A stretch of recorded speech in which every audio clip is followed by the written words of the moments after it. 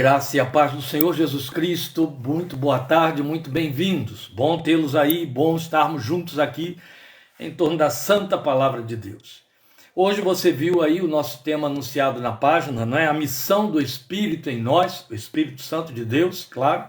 Então hoje o que vamos fazer aqui é uma exposição didática de um tema, não do capítulo, mas de um tema, e o tema é a missão do Espírito Santo em nós, a missão do Espírito em nós. Lendo então em Romanos capítulo 8, versículos 8 a 17. Então eu convido você a abrir aí a sua Bíblia para que façamos juntos a leitura dos versículos 8 a 17 do capítulo 8 de Romanos, depois estaremos falando com Deus. E diz assim o apóstolo: quem é dominado pela carne não pode agradar a Deus. Entretanto, vocês não estão sob o domínio da carne, mas do Espírito, se de fato o Espírito de Deus habita em vocês. E se alguém não tem o Espírito de Cristo, não pertence a Cristo. Mas se Cristo está em vocês, o corpo está morto por causa do pecado, mas o Espírito está vivo por causa da justiça, a justiça que nos foi imputada por meio de Jesus. E se o Espírito daquele que ressuscitou Jesus dentre os mortos habita em vocês, aquele que ressuscitou a Cristo dentre os mortos também dará vida a seus corpos mortais, por meio do seu Espírito que habita em vocês. Portanto, irmãos, estamos em dívida, não para com a carne, para vivermos sujeitos a ela. Pois se vocês viverem, de acordo com a carne, morrerão. Mas se pelo Espírito fizerem morrer os atos do corpo, viverão. Porque todos os que são guiados pelo Espírito de Deus são filhos de Deus. Pois vocês não receberam um espírito que os escravize para novamente temerem, mas receberam o Espírito que os torna filhos para a adoção, ou filhos por adoção, por meio do qual clamamos: Abba, Pai. O próprio Espírito testemunha ao nosso espírito que somos filhos de Deus.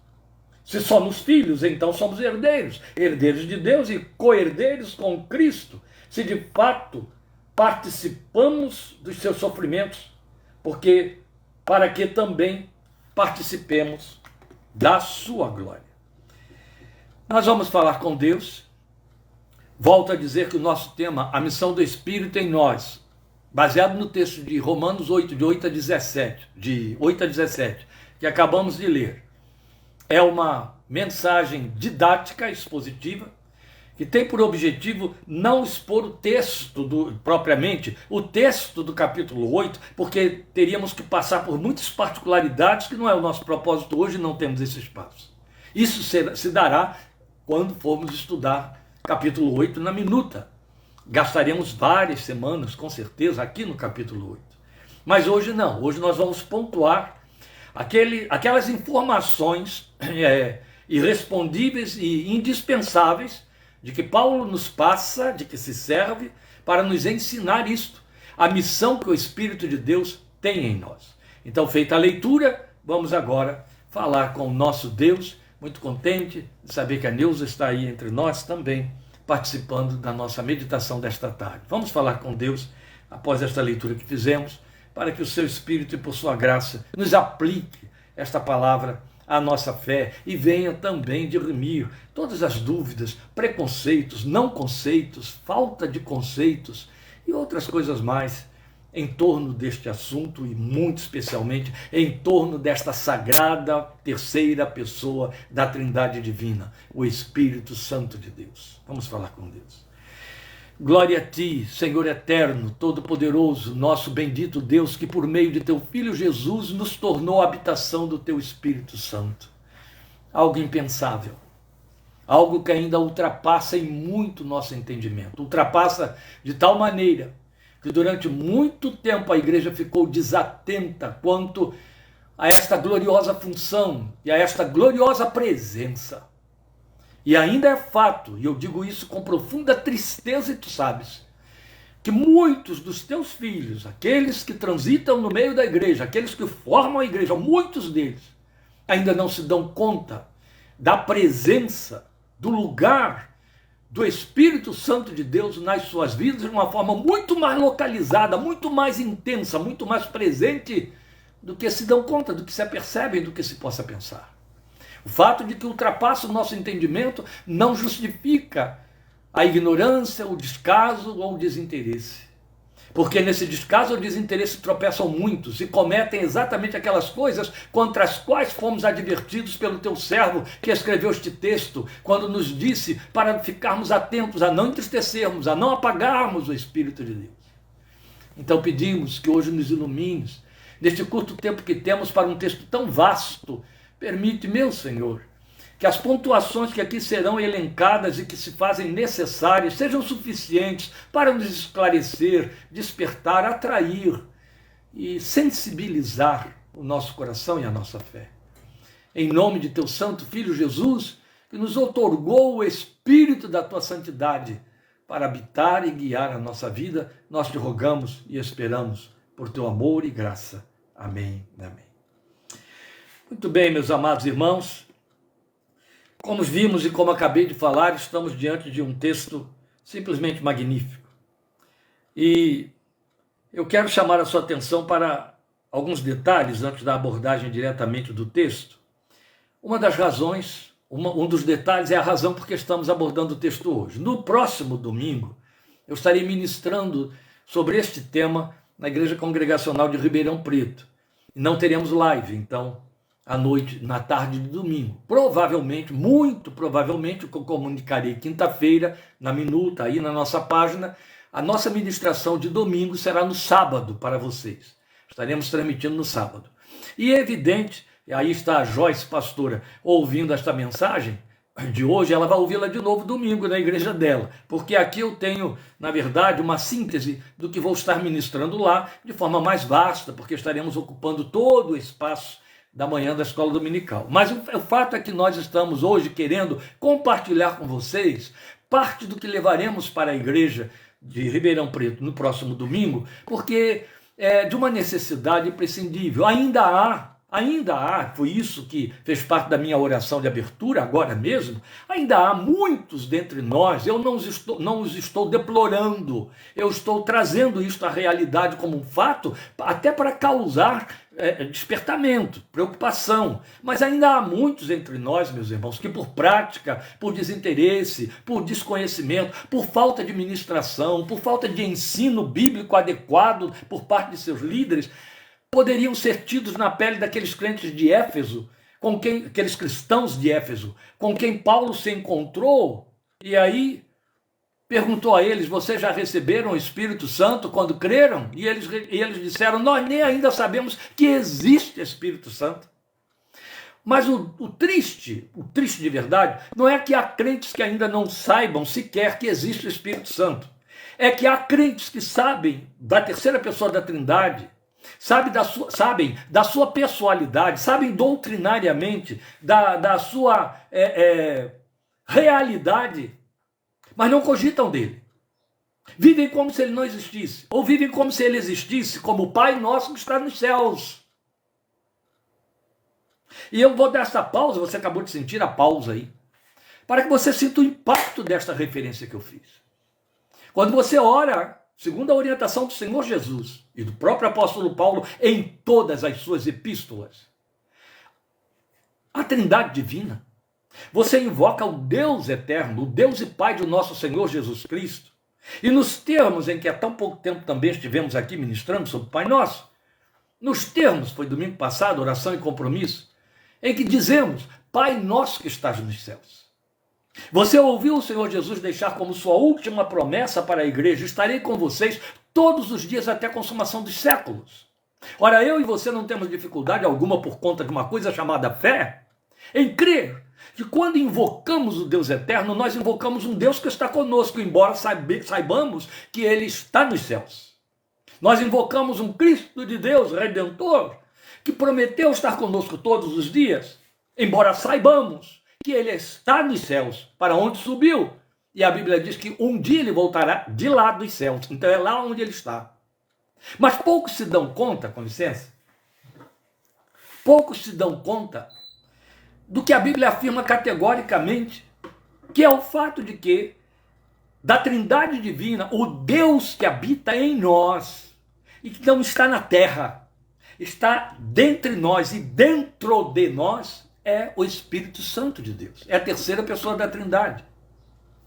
E com isso que eu quero chamar a atenção é para o fato daquilo que eu disse. Alguns, por não se aperceberem disso, fazem descaso dele. Quando, na verdade, e doutrinariamente não teriam por que ser desculpados a respeito.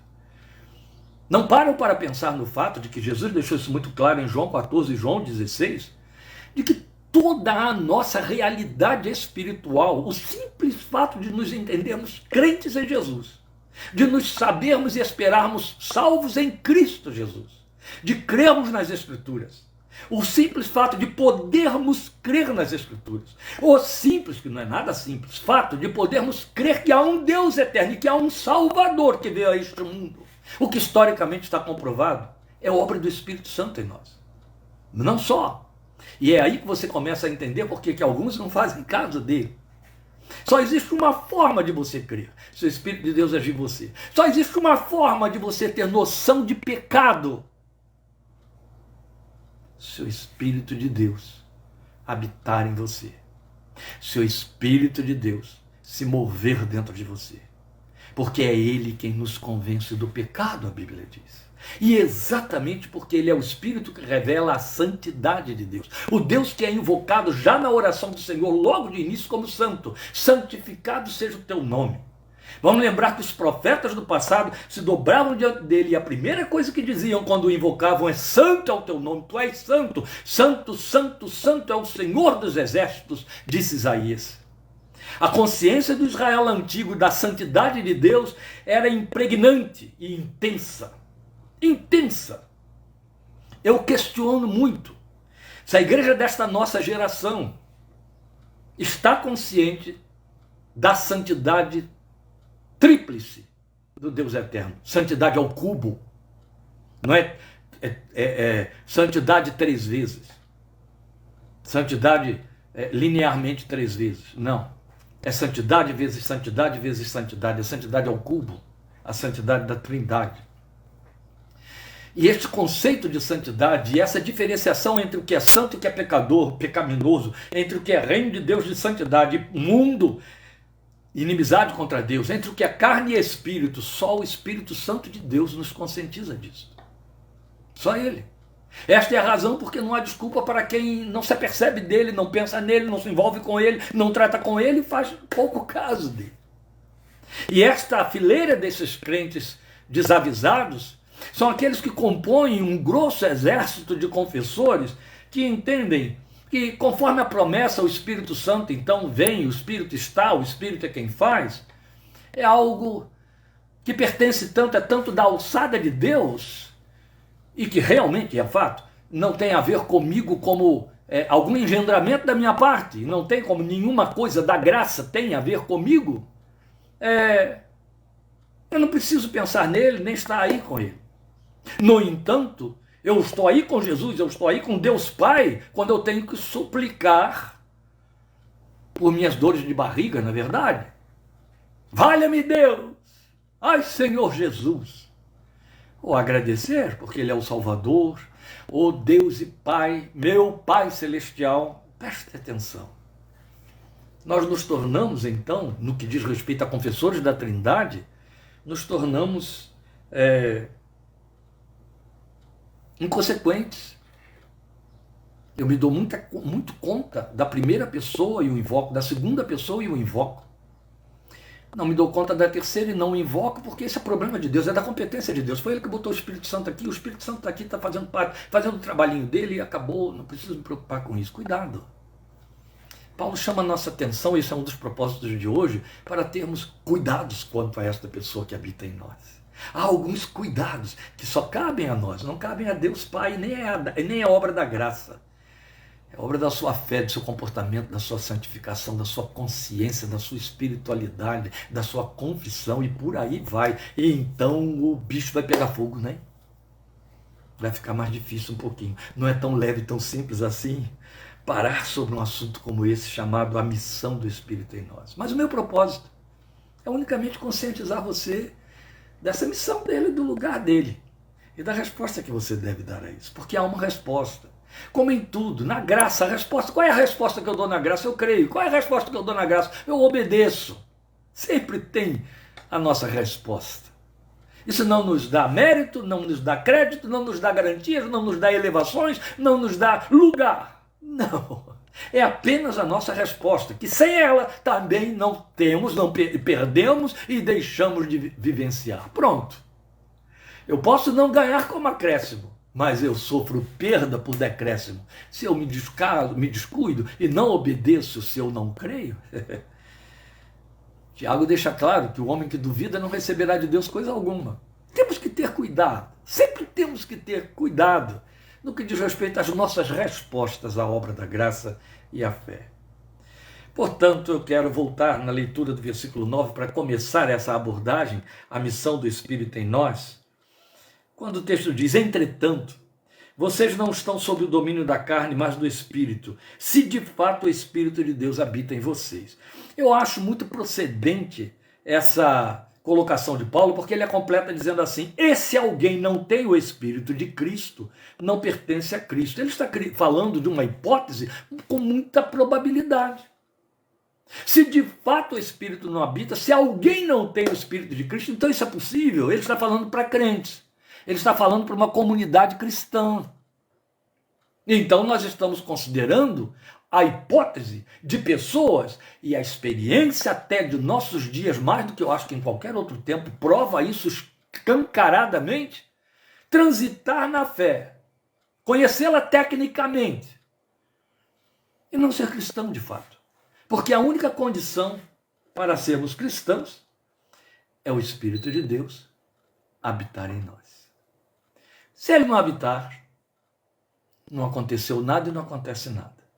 Então ele está partindo de um pressuposto. Se ele habita em você, ele está dizendo aqui, você não está sob o domínio da carne.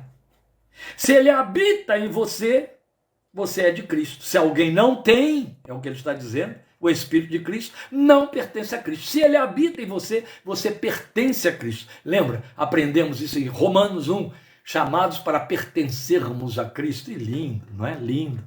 Pois bem, mas isso aqui é inegociável. Não há diálogo, não há caminhada, não há vida de fé. A vida de religiosidade sempre existiu, mas não vida de fé. Não vida transformadora e de transformação, porque isso é uma condição sine qua non. Entende?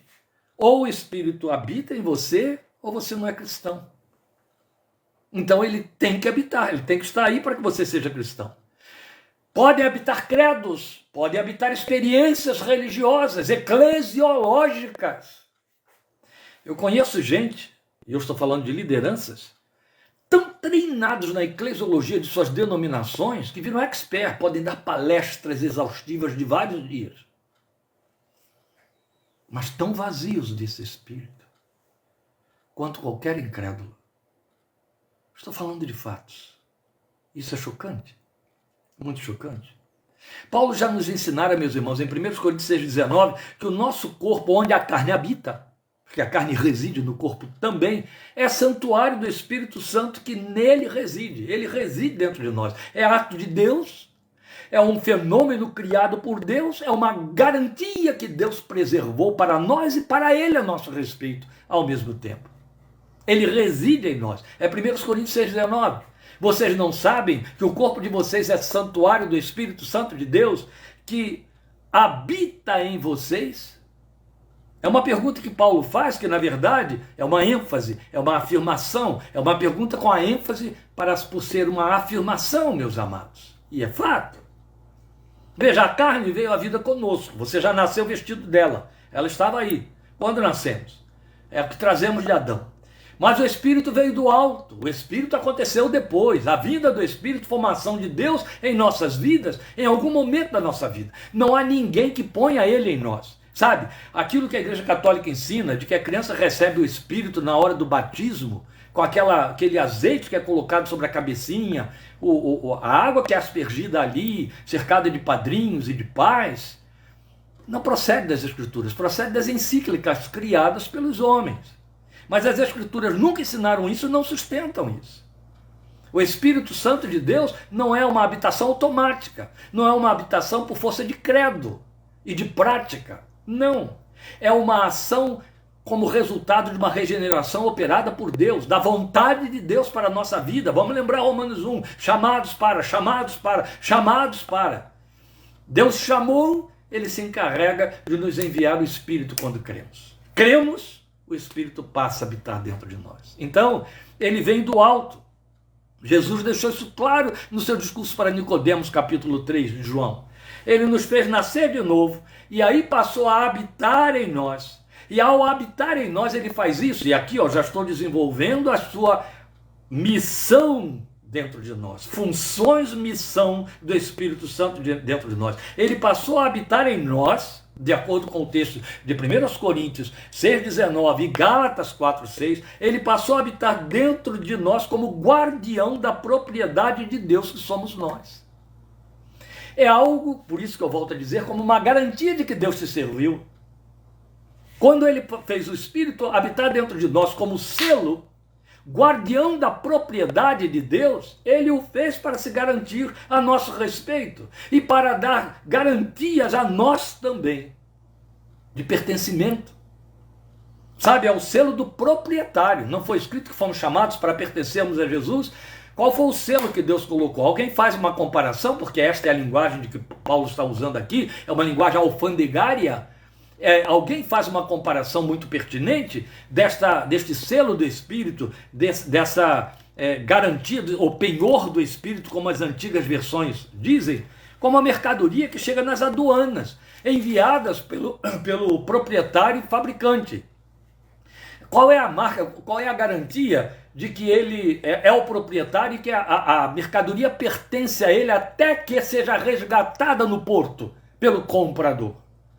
Vai o seu selo ali, o selo de propriedade, o selo da marca do construtor, criador, fabricante, made in Brasil, made in China. Não é assim? Lá vai o selo que garante a marquinha de bandeira ou coisa parecida. Aquele tempo de Paulo era um selo de propriedade do fabricante. A propriedade, o dono da mercadoria deixava ali a sua marca como garantia de que aquela mercadoria pertencia a ele. Se ninguém for buscá-la lá, ela volta para ele, porque a marca está ali dizendo ele tem um dono, e o dono é fulano de tal, e eu sei porque aqui está o penhor, a garantia de que o dono é esse fulano de tal. É esta a linguagem de Efésios 1, 13, 14 quanto ao Espírito Santo. Quando vocês ouviram, eu estou lendo o texto, ouviram e creram na palavra da verdade, o evangelho que os salvou, o evangelho da sua salvação, vocês foram selados em Cristo,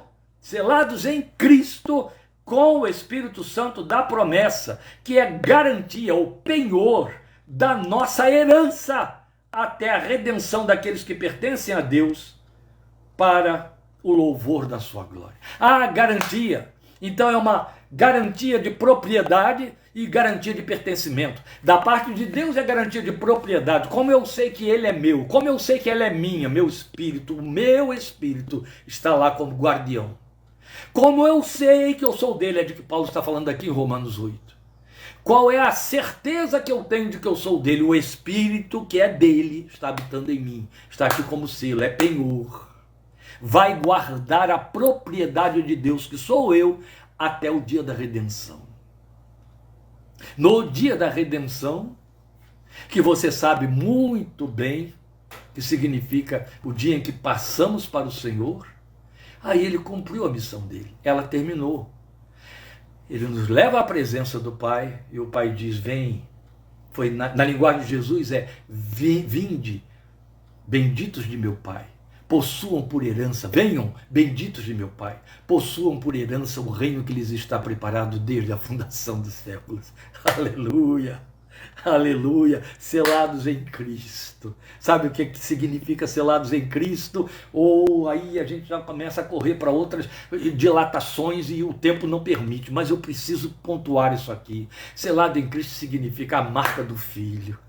Tem o cheiro do Filho, tem o idioma do Filho, tem o jeito do Filho. Ele se empenhou, ele está encarregado de deixar essas marcas, fazer essas transformações de assemelhamento, de tal maneira E quando eu e você chegamos lá, ele diz, oh, aí está a cara do meu filho está aí, é a marca do meu filho. Glória a Deus.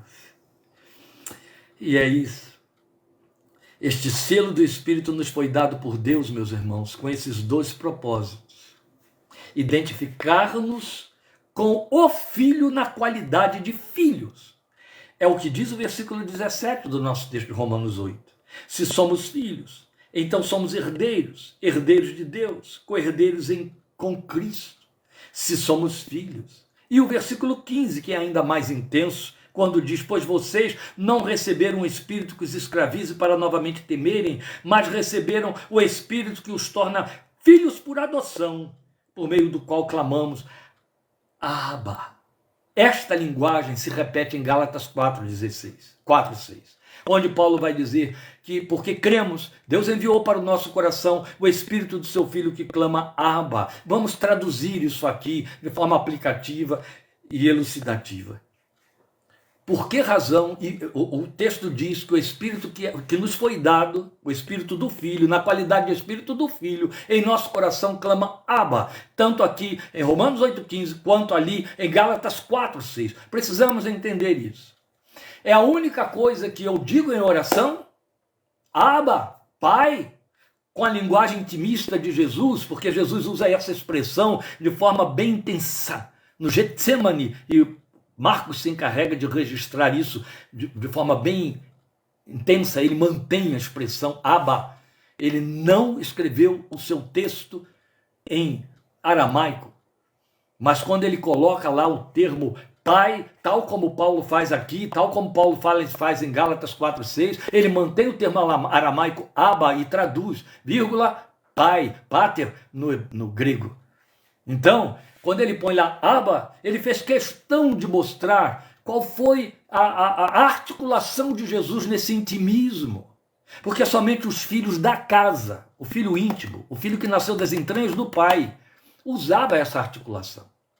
Hoje nós costumamos chamar qualquer pessoa de pai, o pai da psicanálise, o pai da ciência de sucesso, o pai da vacina tal, o pai da matemática, o pai de tal teoria, o pai da escola, porque é o fundador, o pai, está entendendo? Na linguagem de criador, fundador, responsável, idealizador, porque só temos esta palavra. E se o grego se servia de pai nos mesmos termos, é como está no português. Mas a verdade é que quando a Bíblia usa a palavra Abba, está usando uma terminologia que era doméstica. Ela só dizia respeito à família, ao clã interno, a filhos na sua relação direta com seu pai e no vocativo que era feito por intimismo, entende? Por intimismo. Era como se dissesse paizinho, papai, meu pai. Então a outra pergunta é, ele botou o espírito dele de filho dentro de nós, esse filho clama Abba. E aí eu volto a dizer, é só isso que dizemos quando clamamos a Deus? Abba? Claro que não. Mesmo que a gente fosse fazer a oração e nos reduzir à oração do Senhor, Pai nosso que estás nos céus, não estaríamos apenas dizendo Abba. Logo, isso aqui tem um sentido que precisa ser compreendido com mais profundidade. O que ele está falando é do intimismo. Ele botou o filho, o espírito desse relacionamento íntimo dentro de nós. E a prova que os escritores, então, Marcos e Paulo, do Novo Testamento, dão para nós desse intimismo é usar essa palavra para criar essa identificação. O espírito que clama Abba, o espírito que dentro de nós move intimidade, mobiliza intimidade, proximidade, aconchego e invocação para junto, para próximo, para perto. Capacitação filial nos termos de Jesus, que é o Filho unigênito, o Filho por excelência, o primogênito entre muitos irmãos. Aleluia. É isso.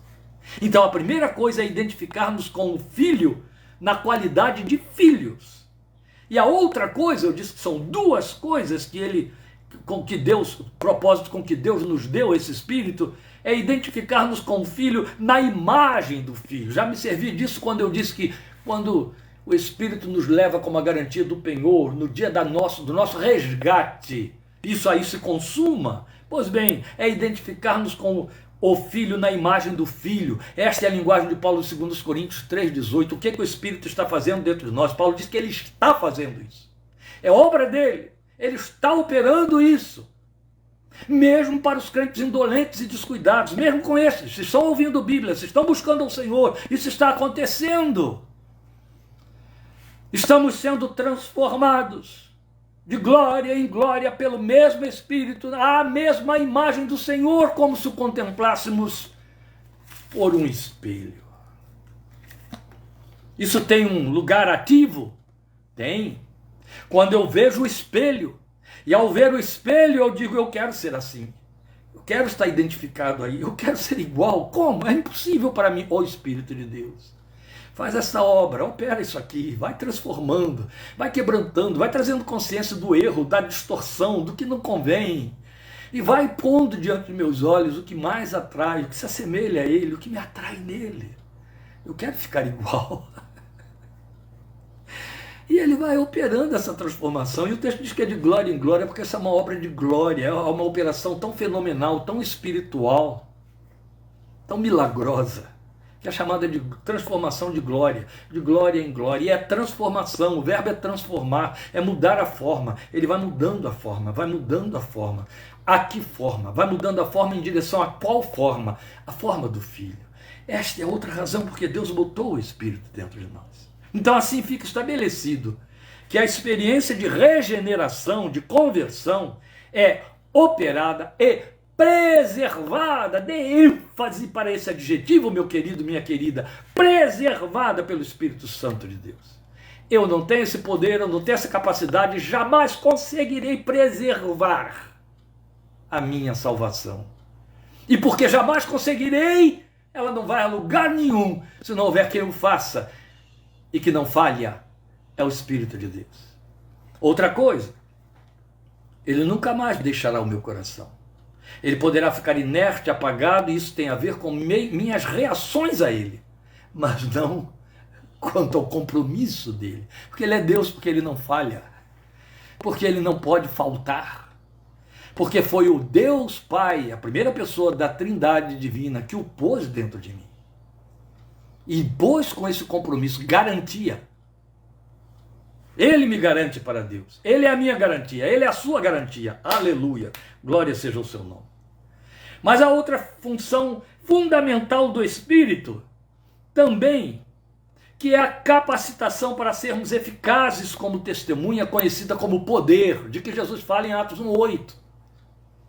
Só que comparada com as essenciais, ela é periférica. Ela é fundamental, porque afinal de contas é ponto de partida para eu dar testemunho. Mas ela não é essencial como são as outras, que me garantem ter as marcas do Filho, que me garantem ter vida eterna, ter nascido de novo. O poder não é garantia de que eu nasci de novo. Não. O poder de Deus veio muitas vezes sobre homens e mulheres que nunca tinham nascido de novo e nem nasceram depois desse poder. Eu vou te citar alguns nomes. Um deles é Saul, rei de Israel. O outro nome não tem nome porque a gente não estava por lá e não sabia, mas se chamava jumenta de Balaão. Que isso? Que heresia é essa, pastor? Tá bom, é uma heresia que está escrita na Bíblia. Deus abriu a boca da mula que falou com Balaão, da jumenta. O outro é o Balaão. O texto diz para nós em Números que ele caiu em êxtase, mas ele era chamado de falso profeta. E não virou verdadeiro profeta depois dessa experiência, pelo contrário. Se apropriando do poder que lhe foi dado, perverteu Israel e virou um exemplo de malignidade e perversão de tal maneira que é citada até em Apocalipse. Doutrina de Balaão, está lá em Apocalipse, condenando uma igreja que estava seguindo essa doutrina, porque os filhos de Israel ficaram impressionados com aquele poder que se manifestou naquele falso profeta. Então o poder não é essencial, ele não é garantia de que você nasceu de novo. Eita Deus, digerir isso aí, hein? Para nós pentecostais então fica difícil, mas aguenta, porque é Bíblia. É a revelação da palavra sem as distorções, sem os filtros, entende? Sem as peneiras que se coloca para fazer conveniente a doutrina. Isso não é bom. Então, uma outra função fundamental dele é capacitação para darmos testemunho, para exercermos o nosso lugar de testemunhas de Cristo em nossa geração. Isso se chama poder. Precisamos de poder para isso. A forma e o momento em que isto ocorre é que tem sido ponto de divergência entre frentes evangélicas há mais de 100 anos, mais precisamente há 113 anos, ou 109. Mas não há, apesar de todas as discussões, não há nenhum lugar doutrinário nas Escrituras que o diga. Apenas depreende-se que nossa busca consciente por encher-nos dele é que faz toda a diferença quanto a uma ação passiva ou ativa de nossa parte, que pode redundar em plenitude. A forma como essa plenitude se manifesta é de exclusividade do próprio Espírito que a opera. É Paulo quem ensina isso para nós exatamente no texto em que ele fala das ferramentas de que esse Espírito se serve para manifestar o nosso poder de testemunhar. 1 Coríntios 12, a partir do versículo 3 até o versículo 7. E aí, meus irmãos, e olha, se surpreenda, eu disse que isso aqui era uma síntese. E eu já estou indo para o final de nossa abordagem. Só somos crentes em Cristo por obra do Espírito Santo. Esta é uma função, missão dele. É a linguagem do texto de 8:10. Veja, mas se Cristo está em você, é 8:9. Se alguém não tem o Espírito de Cristo, não pertence a Cristo. Mas se Cristo está em vocês, o corpo está morto por causa do pecado, mas o Espírito está vivo por causa da justiça. A justiça que nos foi imputada.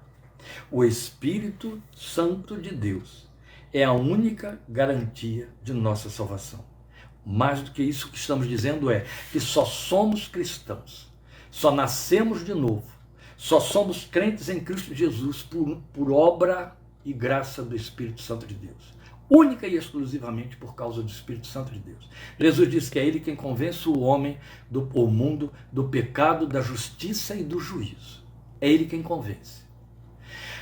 Também Paulo nos ensina em Romanos 8 que é ele quem enche o nosso coração de tristeza que opera arrependimento. Eu nunca vi alguém, e nem a Bíblia dá espaço para isso, pensar na possibilidade de se encher de alegria porque se entendeu pecador diante de Deus. Não. Não só a Bíblia diz, quanto toda a história da cristandade, todos os movimentos de avivamento que a história da igreja registra, pontuam que o homem cai sobre o seu rosto, isso desde o Velho Testamento, cai sobre os seus joelhos, arrependido, triste, lamentando, rasgando as suas vestes, jogando cinzas sobre a cabeça, como era a experiência do Israel antigo, por tristeza por conta do seu pecado. E essa tristeza, Paulo nos informa em Romanos 8, que é operada pelo Espírito de Deus. Aliás, é Romanos 5, estaremos estudando semana que vem. Romanos 5. O Espírito de Deus opera uma tristeza dentro de nós que gera arrependimento. É ele quem se encarrega de tratar conosco. É ele quem se encarrega de nos convencer, e é ele quem vem e imputa o novo nascimento, nos regenera pelo lavar da palavra. Ele nos faz nascer de novo, ele nos faz nascer outra vez, daí regeneração. Essa é a sua missão precípua, e nós não podemos, sob nenhuma hipótese, deixar de termos aguda consciência dela. Por nada, porque ela é primordial para nós, exatamente porque por conta daqueles que ao longo dos séculos, até em nossos dias, que têm uma pretensão de que a igreja faz alguém nascer de novo, de que o homem se permite nascer de novo, e eu opero então uma obra chamada fé que me faz ser crente em Jesus, e nada disso acontece. Isso não está escrito em lugar algum da Bíblia e não procede da verdade, porque não há verdade nisso. É o Espírito de Deus quem o faz. Ele apenas me comunica e me faz saber o que aconteceu. Tanto é que exatamente no texto em que Paulo mais fala sobre ele, em Coríntios, 1 Coríntios capítulo 12, no versículo 3, o apóstolo Paulo fecha a discussão de forma tácita, quando ele diz: ninguém pode dizer que Jesus Cristo é o Senhor a não ser pelo Espírito Santo de Deus. O que ele está dizendo é: não existe confissão verdadeira e nem ninguém confessa verdadeiramente o senhorio de Cristo se isso não for operado pelo Espírito Santo dentro dele. E isso para uma época em que realmente fazia toda a diferença dizer sim ou não. Hoje, não muda nada. Mas continua sendo verdade que o senhorio de Jesus só pode ser assumido, só pode ser sempre percebido, só pode ser crido e confessado se o Espírito de Deus me der consciência disso. Do contrário, eu continuo Senhor da minha vida, dono do meu nariz, como todos os ímpios, como todas as pessoas, nossos filhos, nossos parentes, nossos cônjuges, nossos primos, nossos tios, nossos cunhados, nossos sogros, nossos congregados, entende? Nossos amigos, nossos vizinhos, donos do seu próprio nariz, donos, decidem ainda pior, tornam-se donos de Deus. Chegam para ele e dizem: agora abençoa, Senhor. Ó, Deus abençoa esse negócio que eu decidi fazer, e não se dão conta disso, sem pejo algum, sem consciência de nada, sem sensibilidade nenhuma, atropelando todas as coisas, para no fim fazer a equação final. Eu decidi, eu fiz, e glória a Deus que ele veio e aprovou. O que é isso? Senhorio não tem nada a ver. Senhorio gera submissão, rendição, expectativa, perseverança, oração de dependência, esperança, paciência. Senhorio significa consciência de que devo, sirvo, cumpro, estou comprometido, tenho uma missão, eu tenho uma resposta a dar na minha vida a alguém que é o meu dono, porque eu tenho de viver para ele, eu vivo, afinal ele é meu Senhor. Não sois de vós mesmos, Paulo diz. Vocês não pertencem a si próprios. Sim, aprendemos em Romanos 1 que fomos chamados para pertencer a Cristo. Só somos crentes em Cristo por obra do Espírito Santo. Ninguém pode declarar, confessar com verdade que Ele é Senhor, a não ser pelo agir do Espírito dentro dele. Em segundo lugar, só podemos saber e crer que somos filhos de Deus por um agir íntimo e convincente do Espírito Santo. Aqui eu não tenho tempo para me deter em 8,16 para falar sobre isso como os nossos comentaristas fazem. Há muita discussão a respeito. Mas ouço com sensibilidade e atenção o pensamento do reverendo Lloyd Jones na sua interpretação de 8,16 de Romanos. Em 8,16 ele diz: o próprio Espírito testemunha ao nosso Espírito que somos filhos de Deus. Lloyd Jones chega aqui nesse texto e diz assim: John Stott discordava dele nesse aspecto, mas respeitava o pensamento dele. Discordava porque dizia: não consigo perceber isso com essa intensidade, mas respeito este servo de Deus que entendeu desta maneira. Olha que coisa bonita. Estamos falando de dois baluartes da fé, dois grandes basilares. E o que Martin Lloyd Jones dizia à luz de Romanos 8,16, ele diz, que aqui está o verdadeiro chamado batismo com o Espírito Santo. Ele diz: o crente pode ser crente a vida inteira e jamais ter uma experiência íntima, convincente e profunda de que ele é filho de Deus. Ele crê e isso é legítimo. Ele sabe porque a Bíblia declara e ele deposita nisso a sua fé e isso é legítimo. Mas ele não interiorizou isso em nenhum momento da sua vida. Ele vive com a mesma liberdade, com as mesmas garantias, auferindo as mesmas bênçãos de todos os outros irmãos.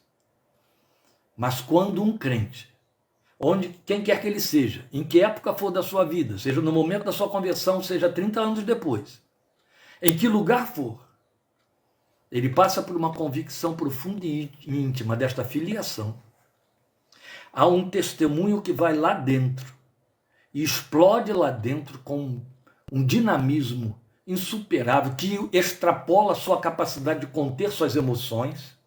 Esse momento de crise é o momento em que fica evidente para ele, em que ele fica hipersensível a essa filiação, a convicção desta filiação. Esse sentimento que arrebata e envolve tudo, envolve gratidão, envolve consciência de pertencimento, envolve consciência de deveres, de compromissos e de uma alegria que ultrapassa todo entendimento. Vai além de emocionalismo. É carga de uma emoção espiritual intensa. Esse momento, que para alguns até no início da conversão, para outros muito mais tempo depois. Lloyd Jones diz que é algo que acontece a posteriori. É uma ação do Espírito que lá no íntimo dá testemunho de que somos filhos e nos convence. E aí ele chama isso de batismo com o Espírito Santo. Que o movimento pentecostal superficializou, trouxe para a tona, tirou dessas profundidades e aí acabou banalizando, infelizmente. Então é muito importante nós pensarmos nisso. Eu volto à leitura do versículo. O próprio Espírito testemunha, testifica ao nosso Espírito. Então você percebe que é um movimento que é uma ação muito íntima e muito profunda. Não é convicção mental. Não é uma assertiva. Sabe, a gente capitula a verdade. E isso é plausível, real, é experiencial, faz parte, é correto, é santo, é justo. Mas não é disso que ele está falando. Ele não está falando desse momento de convicção mental, não. Ele não está falando desse momento de assertiva, de assentimento com a verdade.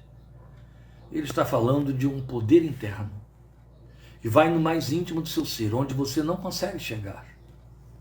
O homem interior, que ele chama de seu espírito, e ali dá um testemunho. É como se fosse um grande encontro entre um filho e o pai, e esse pai abraça esse filho e diz, é meu.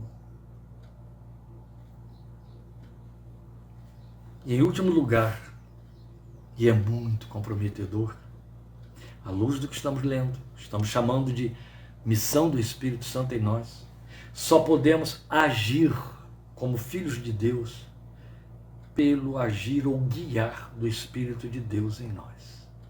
É o 8:10.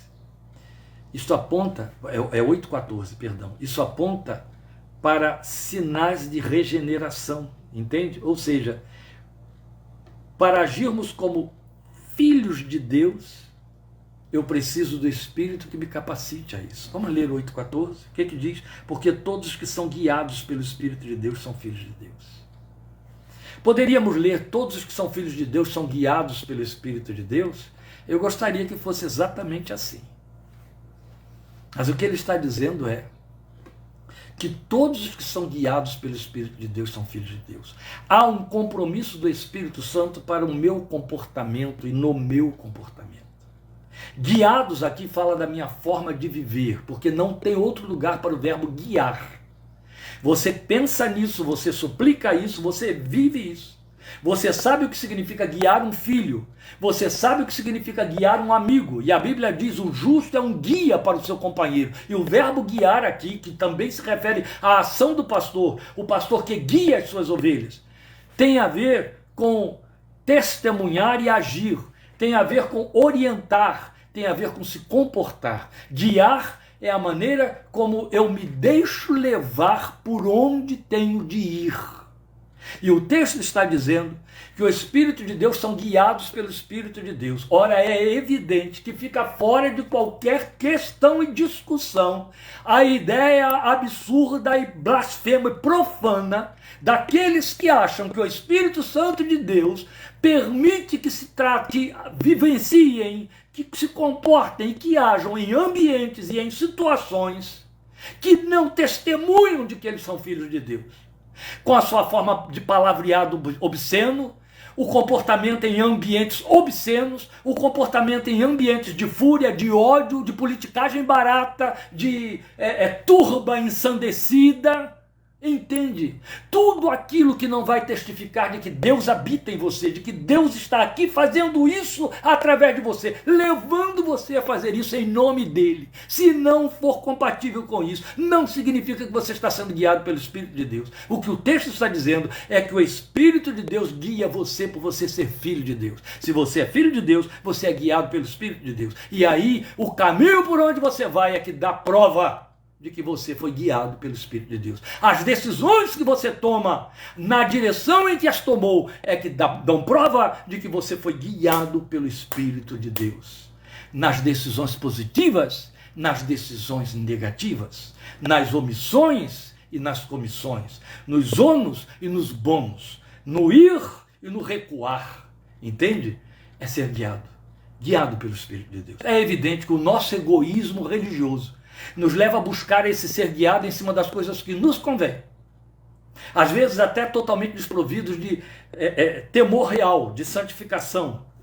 Deus, eu me lembro de uma mulher me pedir que orasse, porque ela tinha uma demanda judicial e ela havia pago uma propina ao juiz para julgar a causa dela e estava percebendo que o juiz não estava favorável, apesar da propina. Essa veterana crente pediu que eu orasse para que o juiz cumprisse legitimamente a favor dela a sentença, uma vez que já tinha recebido por isso. Acredito que eu tive que ouvir esse tipo de coisa.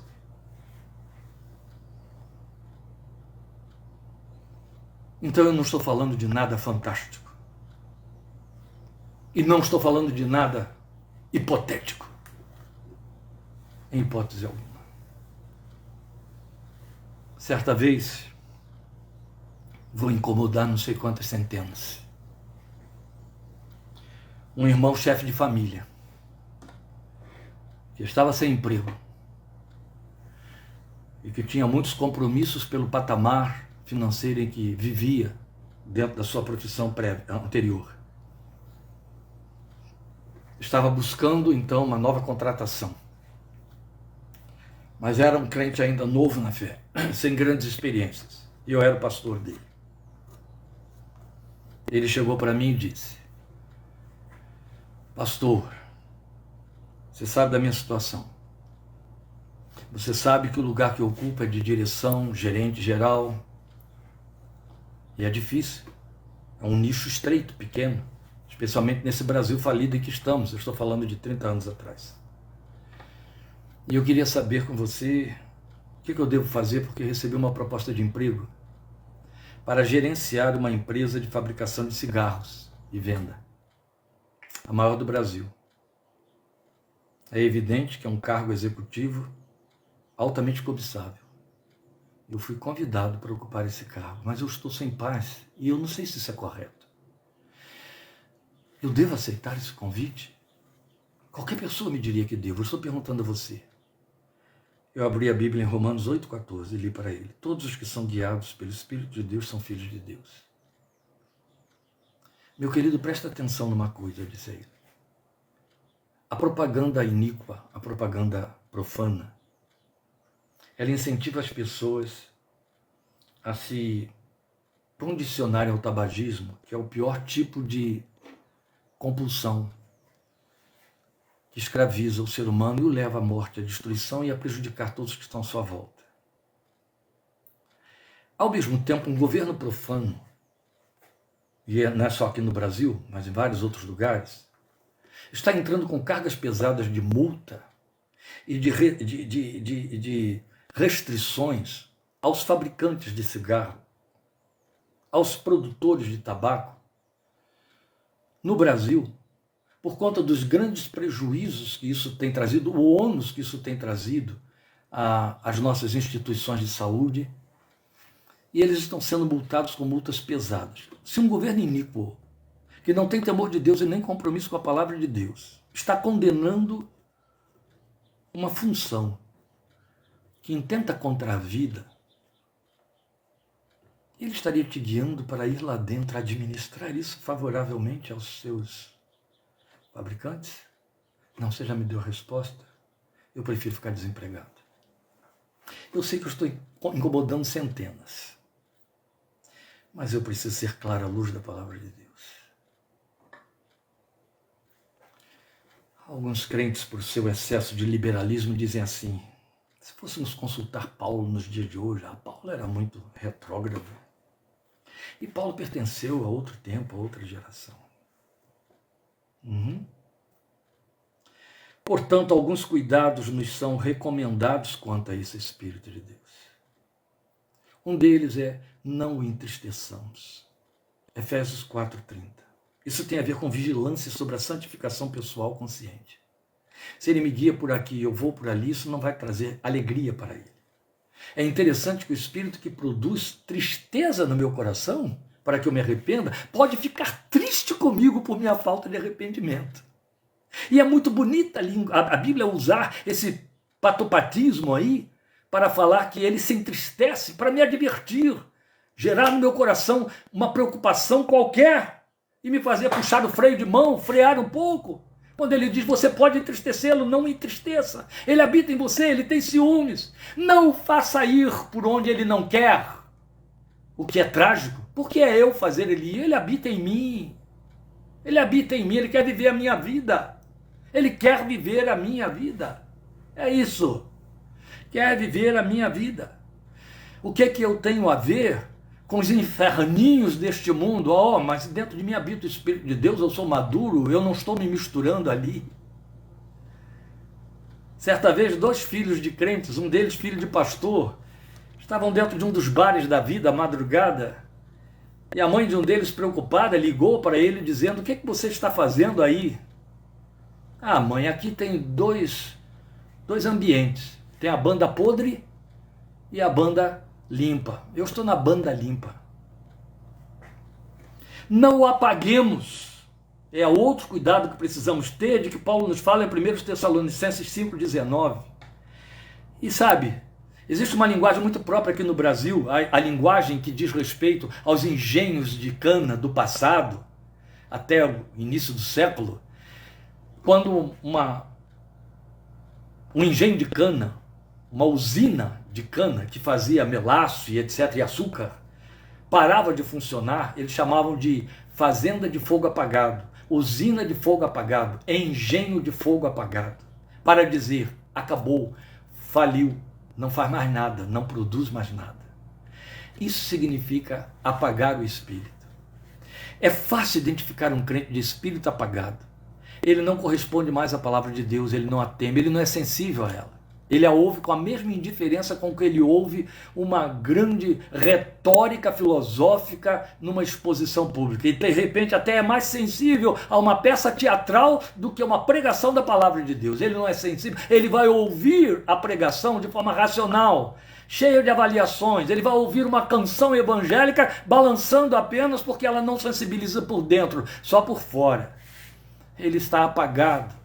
Não há mais diferença entre certo e errado, entre bom e mal, ou seja, linguagens de advertência do tipo as más conversações ou as más companhias corrompem os bons costumes não lhe dizem respeito. Saber e temer o fato de que o homem vai colher aquilo que semear não o afeta em nada. Ele semeia de acordo com seus impulsos, sua vontade, seus propósitos, suas intenções, e que se dane os outros. Depois ele pede perdão ou então ele simplesmente entende. É meu direito. Ele está apagado, o espírito. O espírito apagou.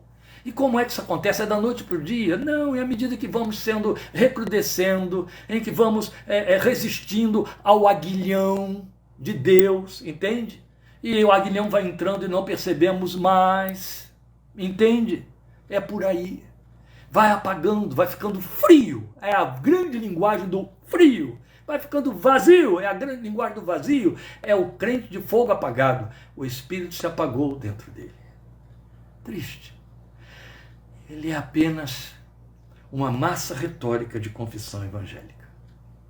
2 cuidados, então, quanto ao Espírito que habita em nós. Não entristecer, não apagar. E uma orientação quanto ao Espírito que habita em nós. O que fazer que vá na contramão do entristecer e do apagar. Efésios 5,18. Deixe-se encher. Sabe que o verbo ali é encharcar?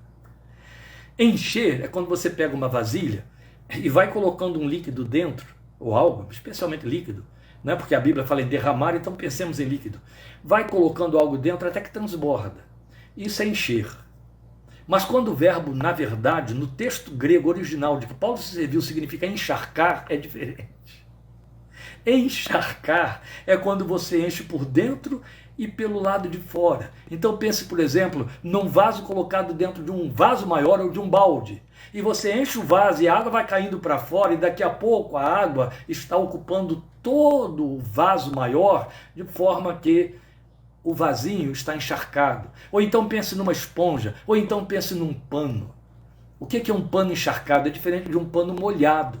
Pano encharcado é aquele que você pega e a água está pingando dele. Quando você o pendura assim, a água escorre, ele está encharcado. Paulo está dizendo para mim e para você, deixe-se encharcar. O que pressupõe imediatamente que ele é um líquido que se derrama. Eu não quero que você faça esse tipo de alegoria, mas eu quero que você pense no fato de que há uma disposição dele como se ele fosse uma comporta. E aí você tira a porta da comporta e a água vem. Entende? E ele ensina. Na verdade é um combustível que o próprio texto de Efésios 5,18 esclarece nos versos seguintes. Em contraposição aqui ao que está no próprio verso 18. Não se deixe embriagar por vinho, no qual há contenda ou dissolução, mas deixe-se encher pelo Espírito. O que ele está dizendo é, faça uma contraposição entre o se encharcar do Espírito com o se encharcar daquilo que produz apenas a alegria que satisfaça seu desejo, seu instinto. Ele não está falando necessariamente contra o uso do vinho. Paulo foi um dos que aconselhou Timóteo a usar vinho. Então a linguagem vinho aqui é alegórica. O que ele está dizendo é o que o vinho representa? A alegria dos homens, a alegria temporal, a alegria festiva. Vinho e festa tem tudo a ver. Vinho e prazer tem tudo a ver. O que ele está dizendo é, em lugar de buscar estas coisas, porque nelas há contenda, encharque-se do Espírito. E aí faça isso, ele vai dizer a partir do versículo 19. Não é indo para o monte apenas. Não é fazendo vigília de oração apenas. É cantando e salmodiando entre vocês, falando das doutrinas, de todo o coração e rendendo graças ao Senhor por tudo. Encharcados, encharcados, deste do qual dependemos até para dizer Senhor Jesus. Amém? Deus te encha e transborde do Espírito do qual você depende como crente até o dia final. O Senhor te abençoe e te guarde. O Senhor faça resplandecer o seu rosto sobre ti e tenha misericórdia de ti. O Senhor sobre ti levante o seu rosto e te dê paz. Abba, seja o transbordar de sua adoração a Deus. Grande abraço e até quinta-feira, querendo Deus, a nossa minuta parte 18 de Romanos. Deus te abençoe e obrigado por sua atenção e participação. Amém.